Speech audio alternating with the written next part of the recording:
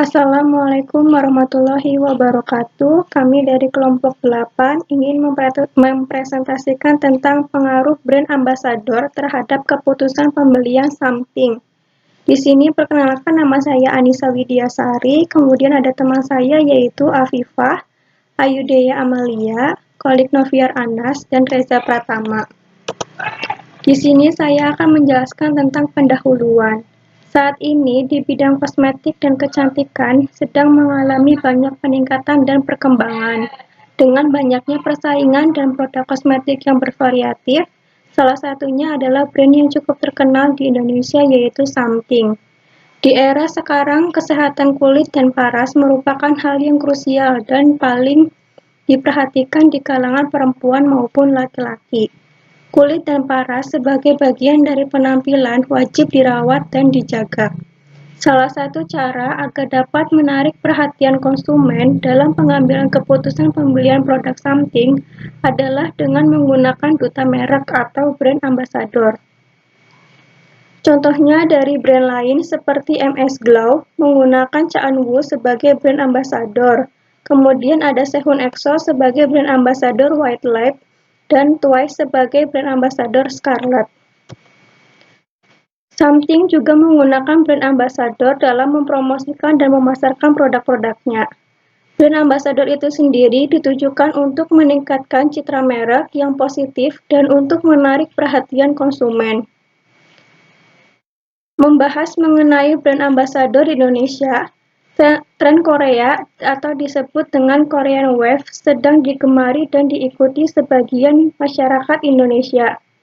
Kegemaran kepada budaya Korea terus meningkat, salah satunya adalah Korean skincare. Oleh karena itu, pemilik produk Something, Irene Ursula, menggandeng salah satu seniman ternama yang berasal dari Korea Selatan, yaitu NCT Dream, menjadi brand ambassador produk Something yang diharapkan dapat mempengaruhi keputusan pembelian konsumen dan membuat produk Something menjadi dikenal di mancanegara. Something telah mengeluarkan berbagai produk skincare dan make up. Penjelasan selanjutnya akan dijelaskan. Silakan. Selanjutnya adalah landasan teori, bab 2 nomor 1, brand ambassador. Menurut Lea Greenwood 2012, brand ambassador is a tool used by companies to communicate and connect with the public regarding how them actually enhance sales. Brand ambassador adalah ikon budaya atau identitas, di mana mereka bertindak sebagai alat pemasaran yang mewakili suatu produk. SIM 2010 mengatakan bahwa brand ambassador merupakan orang yang mendukung suatu merek dari berbagai tokoh masyarakat populer. Terdapat 4 karakteristik yang dibutuhkan oleh brand ambassador yang dikembangkan oleh Royan yang dikenal dengan model V-Scape.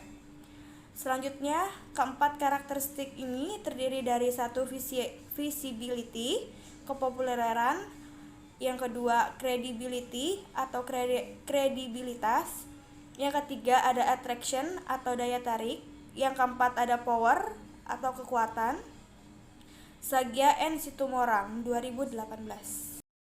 Di sini saya akan menjelaskan bab 2 nomor 2 tentang atribut pendukung brand ambassador. Yang pertama ada kredibilitas. Melihat tingkat dari kepercayaan, seorang brand ambassador dapat menumbuhkan rasa kepercayaan dan ketergantungan. Misalnya, seorang brand ambassador dianggap bisa dipercaya. Selanjutnya ada daya tarik. Seorang brand ambassador tidak serta-merta dilihat dari bentuk fisiknya saja, namun mencakup beberapa ciri bisa dilihat pada diri seorang brand ambassador mengenai kecerdasan, kepribadian, dan juga gaya hidup. Selanjutnya ada keahlian. Keahlian seorang brand ambassador memiliki pengetahuan, pengalaman, dan keterampilan sehingga dapat mewakili produk yang ditawarkan. Keputusan pembelian menurut Suni 2017 mengatakan bahwa proses pengambilan keputusan mengacu pada tindakan konsisten dan bijaksana yang dilakukan untuk memenuhi kebutuhan. Sedangkan menurut Al-Wafi dan Magdadi 2016, keputusan pembelian adalah tetap proses keputusan di mana konsumen secara aktual melakukan pembelian produk. Proses pengambilan keputusan pembelian 1. Pengenalan kebutuhan. 2. Pencarian informasi. 3. Evaluasi alternatif. 4. Pembelian. 5. Konsumsi. Metode penelitian. Penelitian memakai metode deskriptif kuantitatif. Pada penelitian ini dipakai menjawab rumusan apakah pengaruh brand ambassador terhadap keputusan pembelian something pada masyarakat di Kota Depok dengan kuesioner melalui Google Form. Dalam penelitian ini, penelitian membuatkan berita umum pada masyarakat Kota Depok yang pernah membeli produk something dan juga yang belum pernah membeli produk something. Untuk menilai jawaban dalam setiap pertanyaan pada berita umum, digunakan metode skala Likert dalam penelitian ini. Dilihat berdasarkan responden, yang menempati jenis kelamin terbanyak adalah wanita, yaitu sebanyak 28 responden. Sedangkan pria hanya 9 responden saja. Hal ini berarti wanita mempunyai taraf konsumsi yang tinggi terhadap produk ini. Uji validitas digunakan untuk menguji suatu angket yang digunakan sebagai instrumen penelitian. Berdasarkan hasil tabel tersebut, diketahui hasil nilai signifikasi R hitung masing-masing indikator pertanyaan adalah kurang dari 0,0. Maka dapat disimpulkan hasil dari uji validitas ini adalah valid. Seperti sebelumnya, hasil signifikasi R hitung masing-masing indikator pertanyaan adalah kurang dari 0,0. Maka dapat disimpulkan hasil dari uji validitas ini adalah valid. Uji reabilitas. Berdasarkan uji reabilitas dari data tersebut dapat disampaikan bahwa menyampaikan jumlah responden yang dianalisis sebanyak 37 orang. Karena tidak ada data yang kosong, maka jumlah valid adalah 100%.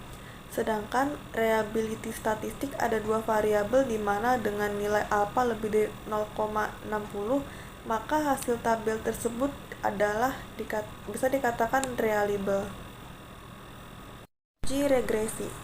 Dari persamaan di atas dapat disimpulkan bahwa konstan sebesar 0,294 yang menunjukkan adanya ketertarikan dalam variabel brand ambassador, maka keputusan pembelian sebesar 0,294.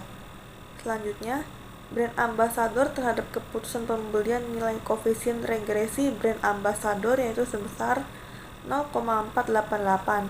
Artinya, jika setiap kenaikan pengaruh brand ambassador sebesar satu kesatuan, maka akan meningkatkan variabel keputusan pembelian dengan asumsi bahwa variabel bebas yang lain dari model regresi dianggap tetap. Kesimpulan, variabel daya tarik brand ambassador yaitu variabel X dengan nilai signifikan 0,000 kurang dari 0,05 maka diambil kesimpulan bahwa variabel brand ambassador berpengaruh terhadap keputusan pembelian variabel Y yaitu keputusan pembelian produk skincare something. Saran dapat mempertahankan ciri khas produk skincare yang terkenal selalu tren dan unik agar selalu dikenal konsumen. Yang kedua, bisa mempertahankan kandungan dalam skincare agar pembeli dapat terus membeli produk something. Sekian dari kelompok kami, kurang lebihnya mohon maaf. Terima kasih. Assalamualaikum warahmatullahi wabarakatuh.